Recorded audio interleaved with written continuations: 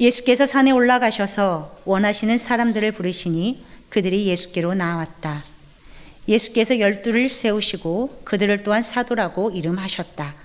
이것은 예수께서 그들을 자기와 함께 있게 하시고 또 그들을 내보내어서 말씀을 전파하게 하시며 귀신을 쫓아내는 권능을 가지게 하시려는 것이었다.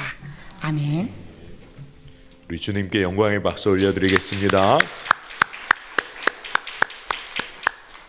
네, 오늘 여러분들 잘 나오셨습니다. 저희가 이 금요일 이 시간에 다른 거 할 일 많죠. 그리고 또 아마 육신적으로는 쉼을 누리고 싶은 마음도 있으십니다. 그런데 우리가 이렇게 나와서 주의 말씀 앞에 서고 기도하는 것은 우리의 삶이 회복되는 가장 온전한 길이 말씀을 붙잡는 것이고 주의 뜻대로 기도하는 것이기 때문에 그런 줄로 믿습니다. 오늘 마음 가운데 있는 묶임도 회복되고 그리고 우리가 진짜 나 자신의 문제에 묶여 기도하고 겨우겨우 믿음 생활하던 삶에서 이제는 내 삶의 묶임이 풀어지는 것은 물론이고 하나님 나라 위해서 기도하는 기도의 문이 활짝 열리기를 축복합니다.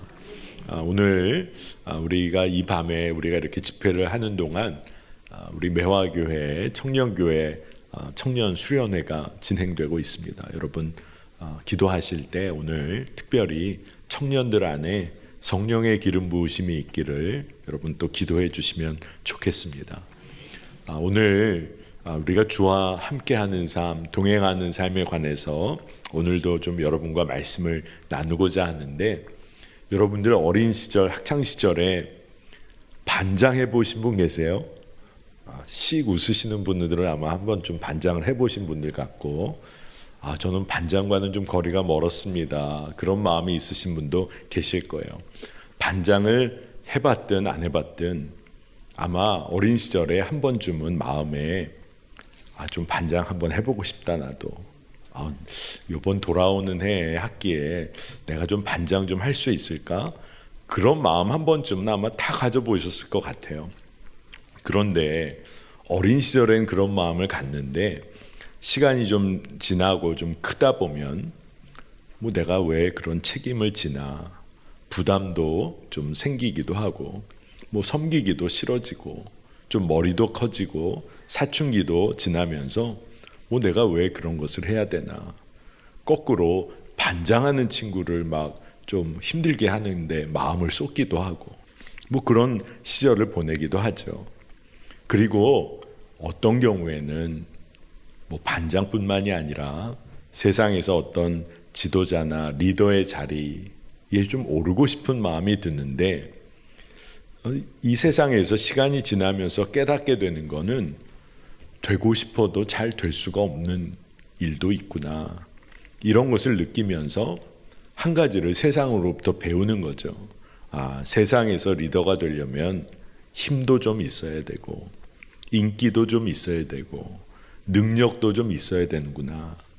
그러면서 세상이 가르쳐주는 그런 암시를 교육을 마음속에 받으며 이렇게 자랄 때가 있는 것이죠.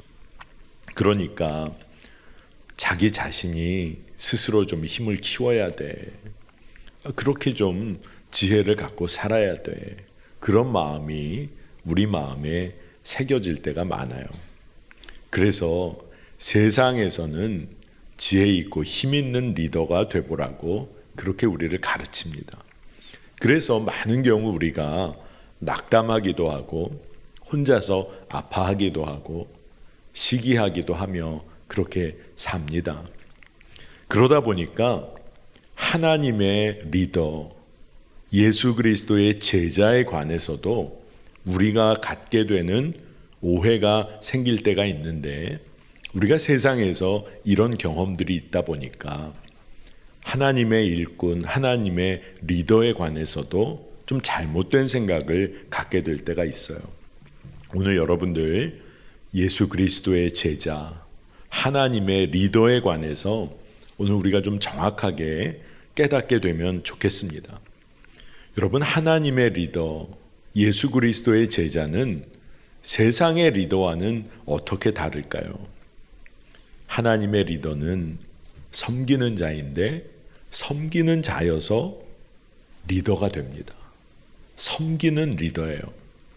또 복음을 전하기 때문에 복음을 전하는 자로 일꾼이고 지도자가 됩니다. 그리고 언제나 씨앗을 뿌리는 자로서의 역할을 감당합니다. 거두는 자가 아니에요. 씨앗을 뿌리고 보이지 않는 곳에서 섬기는 역할을 합니다. 그래서 리더이고 지도자이고 제자인 것이에요. 그래서 우리 모두가 이곳에 모인 오늘 모든 성도님들이 하나님의 일꾼이고 하나님의 리더입니다.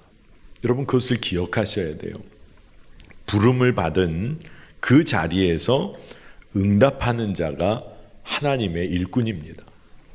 여러분이 지금 이 땅에서 하나님이 부르신 자리에 서 있어요. 문제는 하나님의 말씀에 하나님의 부르심에 응답하고 있느냐가 중요한 것입니다.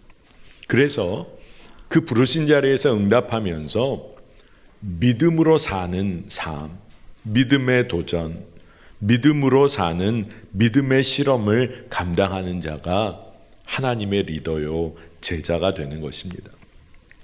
여러분 사회에서는 자기가 맡은 삶의 영역에서 말씀대로 책임을 감당해 나가는 거 굉장히 중요합니다.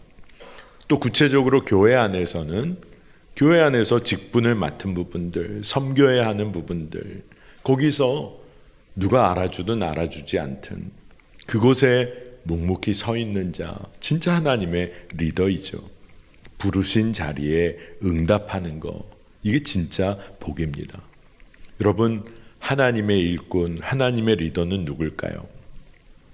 하나님께서는 우리에게 성과를 내라고 하신 적이 없으세요. 너는 올해 성과를 여기까지 달성해야 된다. 내가 봐가지고 다 비교해 볼 거야. 성과 낮은 사람 다 붙일 거다. 이런 말씀을 하신 적이 없어요. 그러니 하나님의 리더 일꾼은 성과에 매이지를 않습니다. 근데 중요한 것은 있어요. 가야 할 방향, 가야 할 가치를 주님께서 인도해 주시는 대로 순종하는 것. 이건 하나님의 리더, 예수 그리스도의 제자가 꼭 감당해야 하는 것입니다. 인도함을 받는 대로 거기에 순종하는 것이 하나님의 사람인 거죠. 그러니 정말 예수님의 제자, 하나님의 리더는 주님과 함께 그 길을 걸어가는 사람을 말하는 겁니다. 그러니 뭐 잘해야 되는 게 아니죠. 함께 주와 길을 걷는 사람, 이게 바로 주의 일꾼이고 주님께서 허락하신 지도자가 됩니다. 오늘 말씀을 보니까 예수님이 제자들을 불러주셨어요. 근데 오늘 우리가 잘 아는 것처럼 능력 따라 부르신 거 결코 아닙니다. 세상의 기준과 지혜 능력 따라 불러주신 게 결코 아니에요.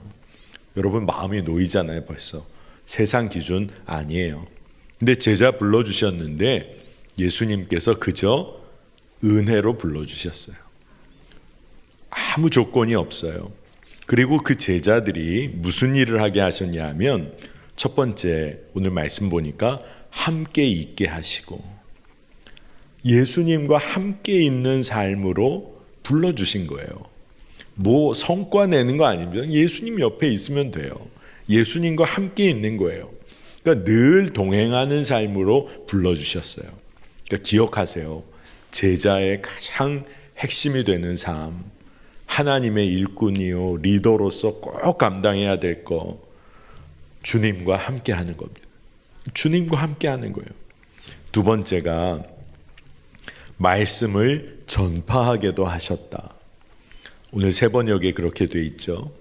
개역 개정에서는 보내사 전도도 하게 하셨다. 그러니까 하나님의 말씀을 증거하게 전파하게 하셨다는 거예요. 여러분 그러니 다른 게 아닙니다. 여러분 전파하는 것은 어려운 일이 아니에요. 우리가 전도할 때 교회로 그 사람을 교회로 데려오려고 하다 보니까 어려운 것이지, 내가 누리고 있는 복음을 전파한다, 예수님의 이름을 알려준다, 이건 어려운 일이 아닙니다. 그래서 이 제자들에게, 하나님의 일꾼들에게 이 일을 주님이 하도록 하시는 거예요. 그런데 걱정할 것이 없다고 예수님이 요한복음 14장 26절에 말씀을 하시는데, 그러나 보혜사 곧 아버지께서 내 이름으로 보내실 성령께서 너희에게 모든 것을 가르쳐 주실 것이며 또 내가 너희에게 말한 모든 것을 생각나게 하실 것이다. 아멘. 여러분, 그러니 걱정이 없죠. 나가서 말씀을 전파하고 전하려 하는데 성령께서 다 생각나게 해주세요. 내 마음에 받은 은혜가 떠오르게 하시고 또 전할 말씀이 생각나게까지 해주세요. 그러니 제자로서 하나님의 리더로 쓰임받는 것이 두려운 일이 아니에요. 핵심은 주와 동행하고, 그리고 말씀을 전파하는 일에 순종하는 거예요. 세 번째가 귀신을 내어 쫓는 권능의 일도 하게 하시는 거예요. 참 놀라운 일이죠. 주의 이름으로 귀신을 내어 쫓는 권능의 일, 병자를 고치는 일. 그런데 이것은 예수의 이름에 의지해서 하는 일이에요. 그러니 주님이 하시는 거죠. 함께 하시는 주님께서 일하시는 거예요. 근데 왜 이 일을 제자들에게 굉장히 중요하게 말씀하셨냐? 함께 하시는 주님이 일하시는 것을 제자들이 경험하도록 하는 거죠. 내 능력으로 하는 게 아니구나. 주님이 하시는 거구나. 이것을 경험하게 하시는 거예요. 그러니 복음서를 여러분 묵상하시면 예수님이 하신 일, 늘 제자와 함께 하셨어요. 하나님의 사람들과 늘 함께 하셨고, 또 그리고 예수님이 직접 찾아가시고, 또 찾아가셔서 먹이시고, 또 그들의 삶을 살펴주셨어요. 그러니 제자들에게 예수님은 뭘 계속해서 훈련시키신 걸까요? 주님의 임재를 늘 경험하면서 예수님과 늘 동행하는 삶을 훈련시켜 주셨어요. 왜 그렇게 예수님이 늘 함께 하시려고 하셨을까요? 예수님으로 인하여 누리는 기쁨, 예수님은 무엇을 기도하시나, 예수님은 어떤 삶을 사시나, 모든 것을 삶으로 가르쳐 주신 거예요. 예수님이 당시에 소외되고 구별된 사람들을 품으시고, 밥도 같이 먹으시고, 이름도 불러주시고, 어루만져주시기도 하시고, 또 눈물을 흘리시기도 하셨잖아요. 그러니까 예수님은 너무나 구체적으로 주변의 이들의 삶을 품어주셨어요. 그러니까 예수님이 제자들에게 하나님의 일꾼이 되고 지도자가 될 이들을 예수님의 삶으로 가르쳐 주세요. 근데 그것이 우리는 한국에서 주입식 교육을 받았던 우리들의 경험은 뭘 배운다, 뭘 가르치고 배운다 하면 벌써부터 마음이 좀 부담이 돼요. 근데 예수님은 어떻게 가르쳐 주셨어요? 같이 동행하심으로, 삶으로 그냥 알려주신 거예요. 그게 얼마나 기쁨이 되고 감사가 되는지 모릅니다. 여러분, 제가 한번 설교하다가 제가 할아버지로부터 참 많은 것을 배웠다고 한번 나눈 적이 있었어요. 저는 아직도 제가 우리 할아버지로부터 배웠던 것 중에, 저는 껌을 씹게 되면 껌 종이를 늘 주머니에 이렇게 접어서 넣습니다. 그게 습관이 됐어요. 왜냐하면 아주 어렸을 때 제가 껌을 씹고 있는데 할아버지께서 너 껌 씹고 그거 어디에다 버릴 거니 물어보시는 거예요. 지금 껌 씹느라 정신이 없는데 할아버지께서는 저보고 그거 다 씹고 어디다 버릴 거냐 물어보시더라고요. 그래서 별 대답을 못했어요. 그랬더니 너 껌종이 어딨니? 그건 이미 버렸죠. 어디 있는지도 모르죠. 그래서 저에게 알려주신 것이 껌 씹을 때 껌 종이가 있으면 잘 접어서 주머니에 넣으라고 알려주셨거든요. 근데 그게 별거 아닌 것처럼 들었는데, 저는 껌 종이가 있는 껌은 언제나 씹으면 아직도 주머니에 껌 종이가 들어가 있어요. 근데 제가 왜 이것을 여러분에게 말씀드리냐 하면, 여러분, 삶으로 가르치면 남게 돼 있어요. 여러분이 믿음의 삶으로 가르치면 남게 돼 있어요. 근데 예수님이 그렇게 하셨어요. 제자들에게 유대인들만 돌보는 게 아니라 이방인들에게도 복음 증거하는 것이 중요하다. 사마리아 지역으로 돌아 들어가시고 거기에서 소외되는 사람을 만나 주셔요. 여성들과 아이들 너무나 중요한 영혼이다. 그거를 직접 알려주세요. 삶으로 가르쳐 주셨어요.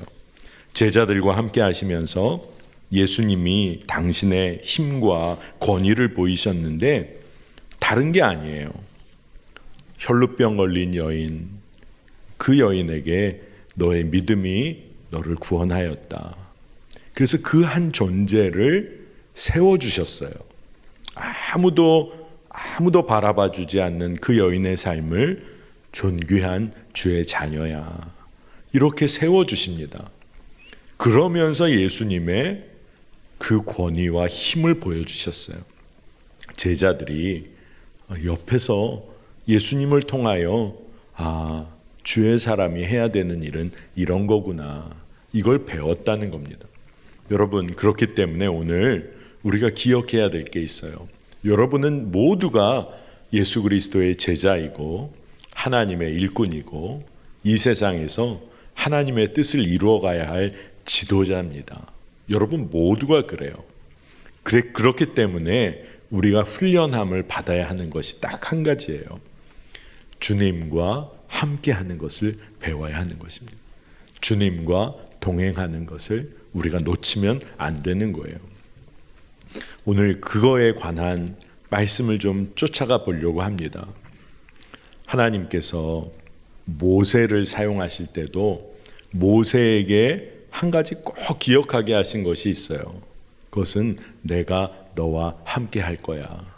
이게 하나님이 모세에게 주신 약속입니다. 출애굽기 3장 12절에 하나님이 대답하셨다. 내가 너와 함께 있겠다. 내가 이 백성을 이집트에서 이끌어낸 다음에 너희가 이 산 위에서 하나님을 예배하게 될 때에 그것이 바로 내가 너를 보냈다는 징표가 될 것이다. 아멘입니다. 모세에게 난 너와 함께 할 거다.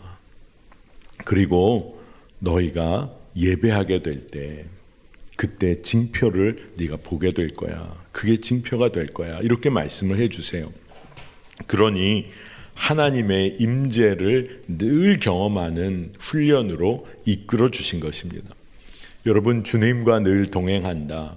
주님이 여러분의 오른쪽에 늘 함께 하신다. 이게 믿어지고 너무나 분명하게 경험이 되어진다면 우리는 흔들릴 이유가 없는 거죠. 모세, 이스라엘 백성들이 주님과 함께 광야길을 걸으면서 주와 동행하는 법을 배웁니다. 민수기 10장 11절 이하 이렇게 말씀을 묵상해 보면 이스라엘 자손이 시내 광야에서 출발해서 길을 가기 시작했어요. 여러분 잘 아시는 것처럼 구름이 멈추면 멈췄어요. 그리고 또 움직이면 행진을 합니다. 그러니까 이스라엘 백성들이 광야길을 가는 원칙은 너무나 분명했어요. 그것은 뭐냐? 임마누엘 원칙입니다. 주님이 이끄시는 대로 함께하는 주의 임재를 늘 경험하면서 광야길을 걷는 거였어요. 그런데 민수기 10장 말씀 묵상해 보면 주님과 함께 동행하는 것은 분명한데 그들이 어떻게 행진했냐 하면 진영별로 행진을 합니다. 그러니까 하나님의 명령과 하나님의 임재, 하나님의 인도하심이 분명한데 진영별로 함께 갔다는 얘기예요.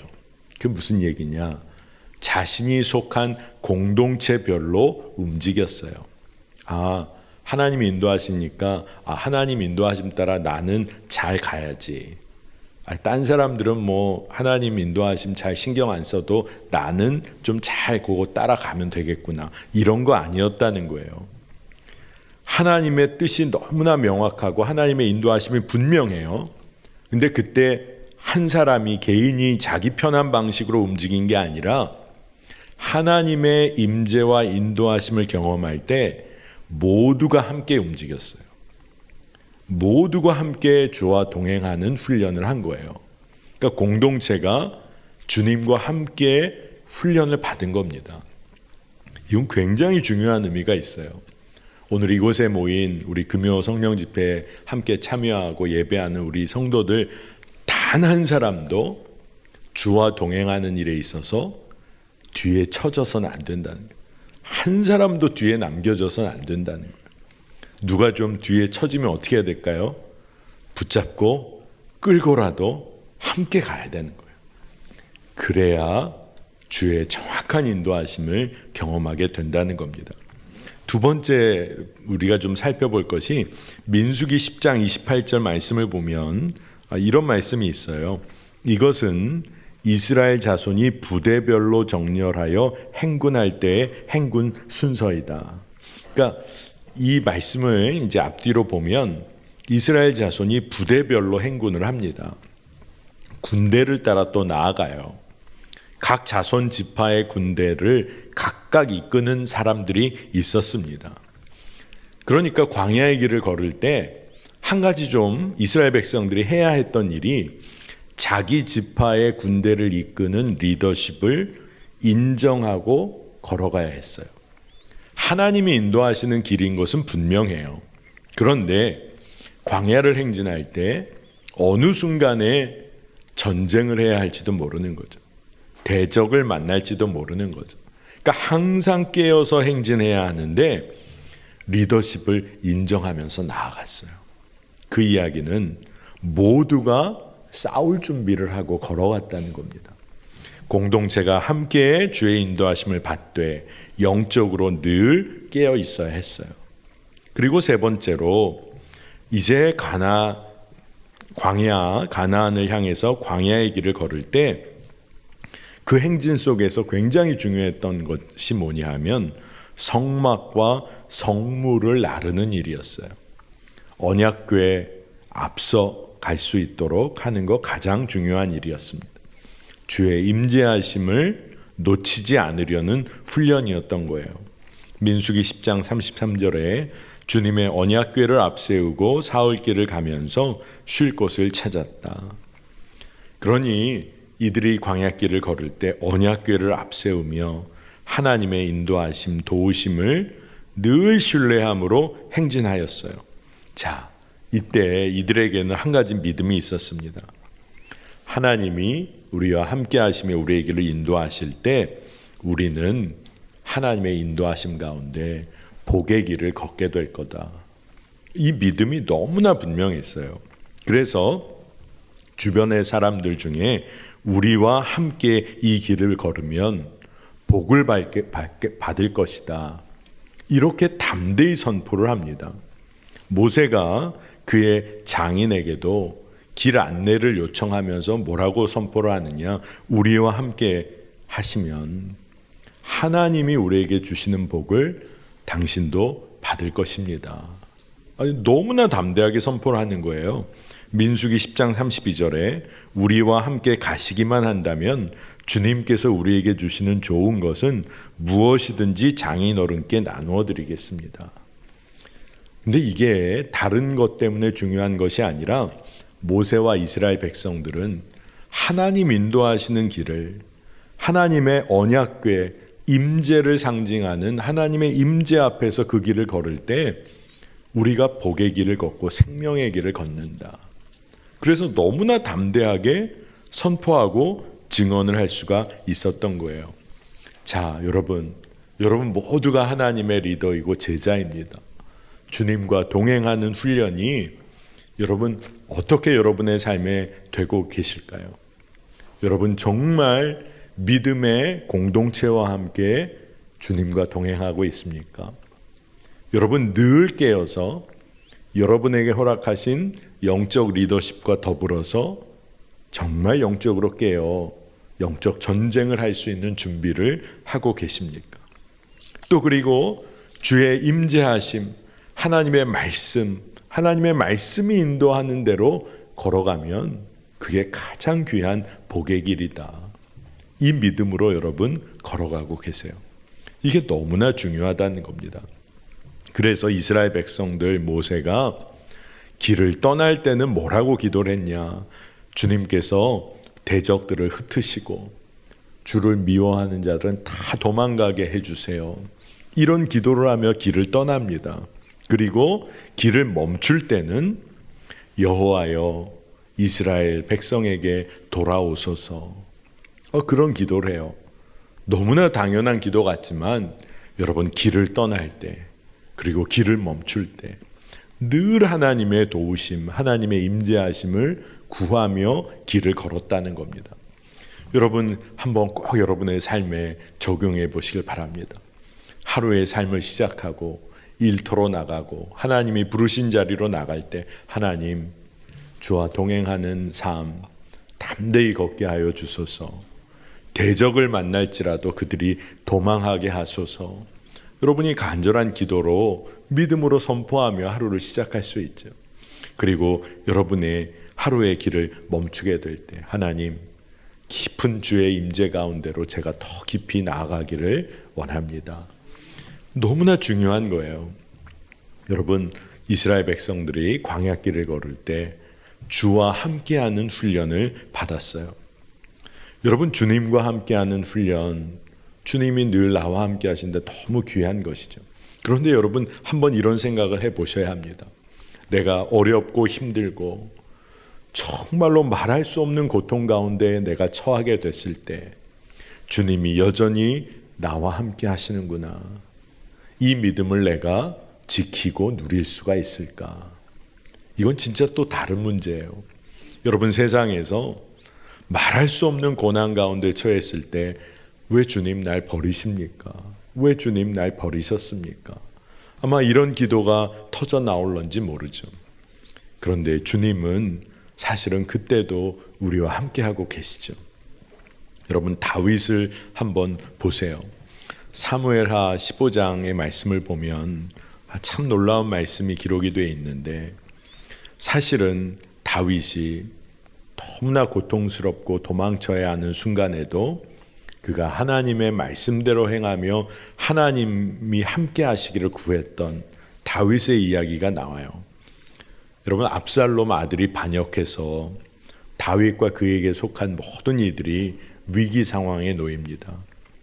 물리적인 위협 말할 것도 없고 마음이 얼마나 상했을까요? 그런데 이 다윗이 그 상황에서 자기 생각보다 자기의 안위보다 왕위보다 함께하고 있는 사람들의 형편과 처지를 더 살피려고 합니다. 쉽지 않은 일이죠. 정말 쉽지 않은 일이에요. 왕이 나서서 나가니까 모든 백성이 다 따라서 벳메르학이라는 곳에 도달하게 됩니다.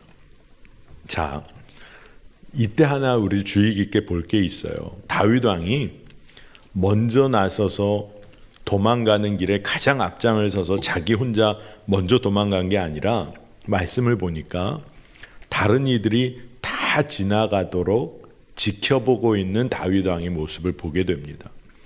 그러니까 모든 다른 사람들, 자기에게 속한 이들이 안전하게 지나가는 것을 지켜보는 거예요. 그러니 다윗 왕이 어려움과 정말 고난의 형편 가운데서도 하나님이 세우신 왕으로서 하나님의 기름 부음을 받은 왕으로서의 마음, 그가 살펴야 하는 것을 놓치지 않고 있는 거예요. 그러다가 이 다윗이 가드 사람 이때라는 사람을 발견하는데 요 이야기의 요점은 이런 거예요. 이 가드 사람 이때가 다윗에게 이렇게 속하게 된 것이 얼마 되지 않은 겁니다. 그래서 다윗이 이때를 발견하고 뭐라고 얘기하냐면 어떻게 네가 지금 우리와 함께하냐. 너는 괜히 나에게 속해서 어려움 당하지 마라. 너는 그냥 압살롬에게 가서 남아라. 나를 따라와서 화를 당하지 말아라. 넌 나에게 온 지 얼마 되지도 않았는데 괜히 이렇게 하다가 이렇게 충성스러운 마음으로 나에게 있다가 어려움 당할 수 있으니까 그러면서 다윗이 이때를 생각하면서 축복을 해주는 겁니다. 사무엘하 15장 20절에 주님께서 은혜와 진실하심으로 장군과 함께 계셔 주시기를 바라오. 이렇게 다윗 왕이 이때에게 이야기를 하는 거예요.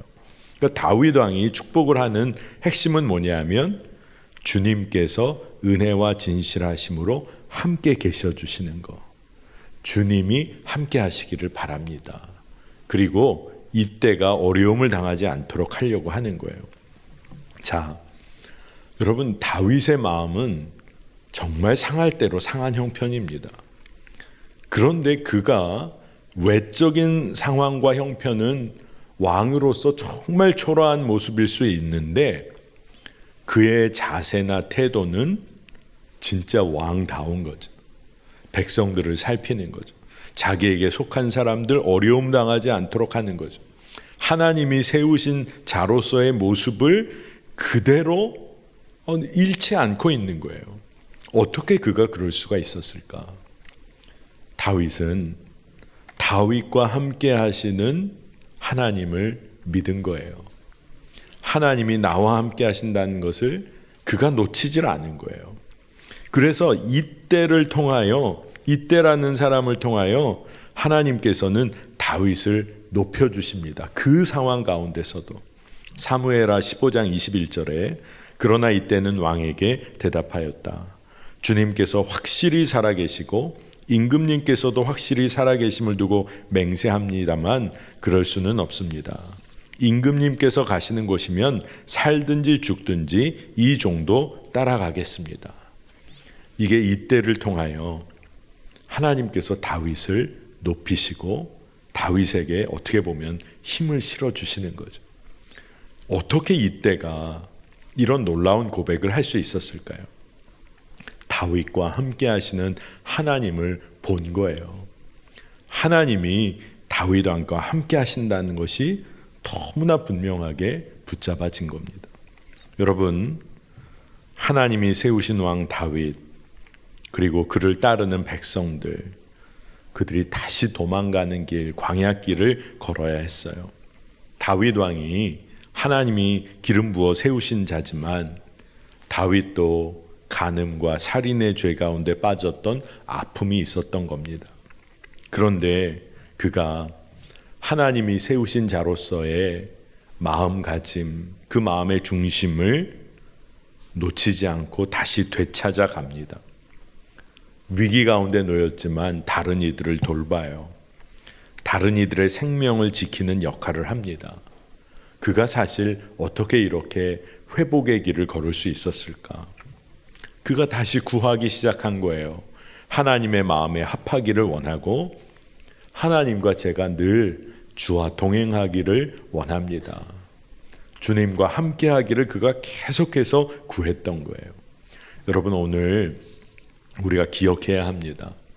이스라엘 백성들이 광야길을 걸을 때 다윗이 압살롬의 반역으로 도망가는 길 가운데서도 그들이 한 가지 놓치지 않은 것은 하나님이 나와 함께 하신다.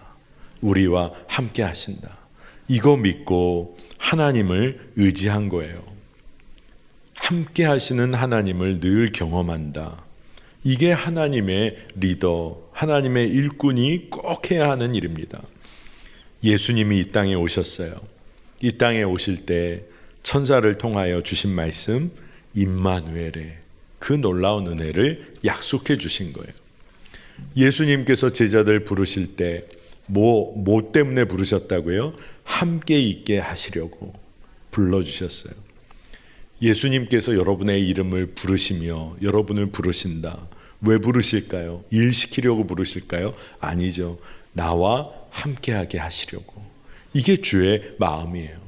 그러니 오늘 우리가 주님과 동행하는 기쁨이 우리 삶 가운데 회복돼야 할 줄로 믿습니다. 여러분, 누군가의 삶을 좀 알고 싶으면 그분의 삶을 잘 알 수 있는 가장 좋은 방법은 뭘까요? 초대를 받을 수만 있다면 그 사람의 집에서 며칠 같이 살면 대부분 알게 됩니다. 그렇죠? 뭐 어떤 일이 벌어지는지 다 알게 돼요. 한 며칠만 살아도. 그러니 부부가 서로의 마음을 알게 되는 것도 그런 오랜 시간을 함께 했기 때문인 거죠. 여러분, 그렇기 때문에 내가 주님에 대하여 주의 말씀을 내가 깨닫지 못하고 주님께 기도를 해도 무언가 마음이 막힌 것 같고, 왜 그럴까요? 주님과 함께한 시간이 없는 거예요. 주님과 함께한 시간이 너무 부족한 거예요. 이 부분을 우리가 이제 넘어서야 하는 것입니다. 근데 이 넘어서는 것도 아니에요. 왜냐하면 예수님은 우리와 함께 하시기를 원하세요. 그러니 우리의 삶의 문 밖에서 문을 두드리시는 주님께 우리의 마음의 문을 활짝 열고 그저 주님을 맞이하면 되는 거예요. 주님과 늘 함께하는 삶을 사는 사람, 주의 말씀에 순종하며 따르기를 즐겨하게 돼요. 여러분, 주와 늘 함께하고 동행한다. 그럼 주의 말씀에 순종하는 것이 기쁨이 됩니다. 여러분, 세상의 지도자, 세상의 리더들은 힘 있는 자가 복종을 강요하는 형태예요. 세상의 지도자들은 때로는 누군가에 따라올 수 있도록 강제합니다. 근데 하나님의 리더는 달라요. 사랑하고 섬기는 일을 통해서 많은 사람들을 하나 되게 합니다. 그리고 하나님, 나를 사랑하고 품어주시는 그분께 그저 순종하고 그분과 함께하는 것을 기뻐해요. 그게 리더의 역할이 되는 겁니다. 여러분, 올 한 해 여러분은 어떤 형태로든 하나님의 부르심 가운데 있습니다. 목사님, 저는 올해 어떤 역할도 안 맡았습니다. 무슨 직분을 맡아야지만 그런 것이 아니에요. 여러분, 하나님의 자녀로 하나님이 허락하신 사명 가운데 여러분 다 놓여 있습니다. 그러면 어떻게 내가 그 일을 감당할까? 여러분, 오늘 말씀 그대로죠. 주님과 함께하는 삶을 누리면 되는 거예요. 그러면 여러분이 예수 그리스도의 제자이고 하나님의 일꾼이 되는 겁니다. 여러분이 하나님의 일꾼, 하나님의 리더가 된다. 그거는 하나님과 동행하는 삶만 있으면 되는 거예요. 그래서 여러분 모두가 그렇게 되시기를 축복합니다. 그리고 이제 한번 도전해 보는 거예요. 여러분이 말씀을 통해서 주님으로부터 배운 삶의 방향성이 있다. 주님은 이렇게 살라고 하셨지. 원수까지도 사랑하며 살라고 하셨지. 네가 가진 거 다 나누며 살라고 하셨지. 그러면 한번 이것을 그대로 한번 살아보는 거예요. 주님이 나와 함께 하심을 믿고 다른 이들과 이 삶을 나눠보는 거예요. 도전을 해보는 겁니다. 세상의 가치와 하나님 나라의 가치가 다르지. 그러면 하나님 나라의 가치를 깨달은 대로 한번 내 삶에서 살아보는 거예요. 예수님께서 많은 사람들에게 하나님 나라와 의를 위해 나를 위해 일할 사람이 누가 있냐. 그러면 여러분 여기서 어떻게 하셔야 돼요? 여러분 막 손 들어야죠. 저요. 제가 할게요. 저분은 좀 바쁘세요. 제가 할게요. 진짜 분위기가 이런 분위기여야 된다는 겁니다. 여러분, 누군가를 위해 기도한다. 아마 주님이 아주 기뻐하실 거예요. 누군가를 위해 기도의 씨앗을 뿌리는 일, 이거는 누가 할 수 있을까요? 주님과 늘 동행하며 주의 마음을 깨달은 사람이라면 기도할 수밖에 없죠. 주님이 눈물로 기도하시는 주의 마음을 아니까 우리가 기도하고 그를 위해 헌신할 수 있는 거예요. 여러분, 이런 삶을 살면 여러분이 마지막 때에 주님의 영광의 보좌 앞에서 주를 만날 때 할 이야기가 너무 무궁무진하겠죠. 주님, 제가 그때는 주의 말씀대로 순종을 했고요.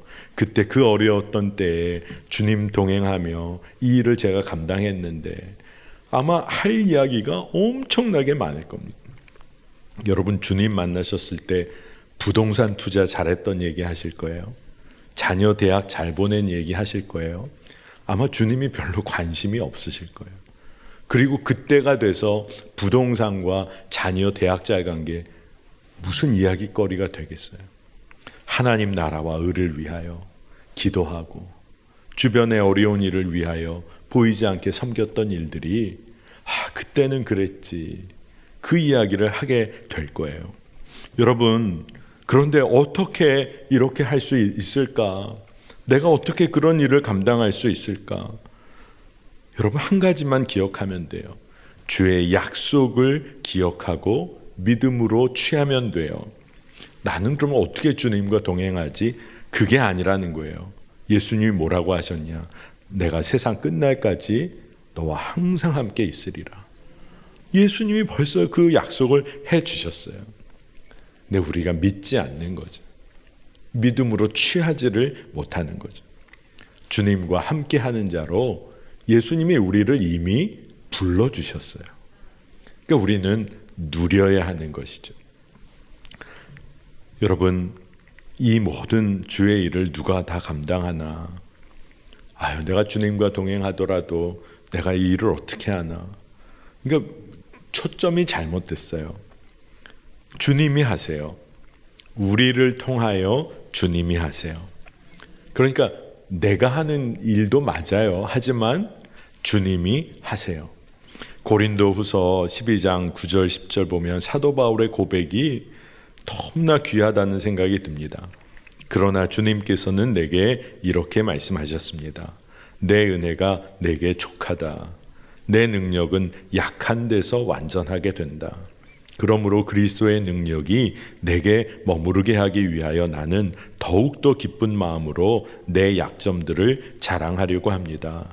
그러므로 나는 그리스도를 위하여 병약함과 모욕과 궁핍과 박해와 곤란을 겪는 것을 기뻐합니다. 내가 약할 그때에 오히려 내가 강하기 때문입니다. 아멘. 사도 바울은 주와 동행하며 주님 안에 거하는 삶을 통해서 깨닫게 된 게 있어요. 그것은 나를 통하여 하나님이 하신 일만 드러나게 되는구나. 내가 하는 일이 아무것도 없구나. 근데 주님의 입장에서 보면 아마 그러실 거예요. 나의 일을 감당해 주어 너무나 고맙다. 주님이 하시면서 우리를 또 주님은 높여주세요. 우리가 약할 때에 우리가 강함이 되는 것은 주님의 역사 때문입니다. 오늘 주님께서는 우리에게 말씀하시는 거죠. 너의 모든 삶의 그 길을 내가 인도하기를 원하니까 나와 동행하지 않겠느냐. 이게 주님의 우리를 향한 부르심이에요. 여러분, 주님이 여러분을 일시키고 성과 내게 하고 어떤 결과 가져오라고 하지 않으세요. 주님은 여러분과 함께 하기를 원하세요. 오늘 여러분, 마음 가운데 모든 묶임과 또 마음 가운데 상함이 있다. 주님께서 해결해 주시면 되는 거잖아요. 여러분, 정말 억울한 일이 있고 마음에 상함이 있고 그래서 누군가에게 나 왜 이렇게 힘듭니까? 당신 때문에 그렇지 않습니까? 전혀 그렇지 않아야 합니다. 여러분, 주님이 여러분을 아세요. 주님이 여러분의 마음을 알아주세요. 그러면 된 거죠. 제가 함께 동역하는 동역자들이나 아니면 성도님들 중에 어려운 일을 겪으시거나 너무 억울하다는 마음이 있으신 분을 만나면 이야기를 합니다. 그럴 때 꼭 해드리는 말이 있어요. 딴 건 모르지만 제가 목사로 우리 성도님의 지금 그 마음을 제가 아니까 그걸로 좀 위로 받으시기 바랍니다. 근데 제가 아는 것만으로도 위로를 받으실 수 있다고 하면 한 가지를 꼭 기억하세요. 주님이 아세요. 성도님이 신실하게 다른 사람 보기에 누가 뭐라고 해도 정직하고 기도하는 삶을 사시는 것을 제가 목회자로도 알지만 그것보다도 주님이 알고 계시다. 그러면 됐잖아요. 주와 동행하는 자의 삶이 그런 거예요. 여러분, 주님이 아시잖아요. 여러분의 기도와 여러분의 마음의 중심을 아시잖아요. 그러니 오늘 우리가 우리의 마음이 위로받을 뿐 아니라 우리가 주의 제자요, 하나님의 리더요, 일꾼이다. 오늘 여러분 이 믿음을 꼭 붙잡고 돌아가시기를 축복합니다.